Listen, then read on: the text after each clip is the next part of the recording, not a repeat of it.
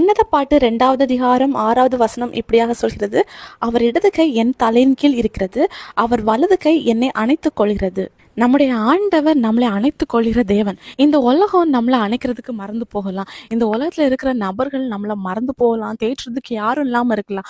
ஆனா நம்மளை அள்ளி அணைக்கிறதுக்கு இருக்கிற ஒரே ஒரு தெய்வம் அவர் தான் நம்முடைய தகப்பன். ஏசப்பா நம்மளை அணைக்கும் போது நமக்கு கிடைக்கிற நன்மைகள் என்னன்னு பார்க்கும்போது, முதலாவது அவருடைய அன்பு. அவருடைய அன்புக்குள்ளாடி நம்ம அணைத்து கொள்ளப்படுறோம். நம் சார்பில் நின்று நமக்காக பரிந்து பேசுறதுக்கு யாருமே இல்லாம இருக்கும்போது அவருடைய அன்பு மட்டுமே நமக்காக பரிந்து பேசும். நமக்கு தயவு காட்டுறதும் அவருடைய அன்பு மட்டும்தான். 2வதா ஏசப்பா நம்மளை அணைக்கும் போது நமக்கு கிடைக்கிறது ஒரு பாதுகாப்பு. எப்படி கோழி தன்னோட குஞ்சுகளை தன்னுடைய செட்டையின் கீழே அப்படி அரவணைச்சு பாதுகாக்குமோ, அதே மாதிரி ஏசப்பா நம்மளை அணைக்கும் போது சத்ருவானும் நம்மளை தொட முடியாது. அவருடைய பாதுகாப்பு நிழலுக்குள்ளாடி நம்ம இருக்கிறோம். இந்த பாதுகாப்பை நம்ம எப்படி சொல்லலாம்னா, ஆண்டவர் நம்மளை கேர் பண்றாரு அப்படின்னு கூட சொல்லலாம். இன்னும் 3வது நமக்கு என்ன நன்மை கிடைக்கும்னா, அவருக்கும் நமக்கும் உள்ள ரிலேஷன்ஷிப் இன்னும் ஸ்ட்ராங் ஆகும். 4வது ஆண்டவர் நம்மளை தேற்றுவாரு.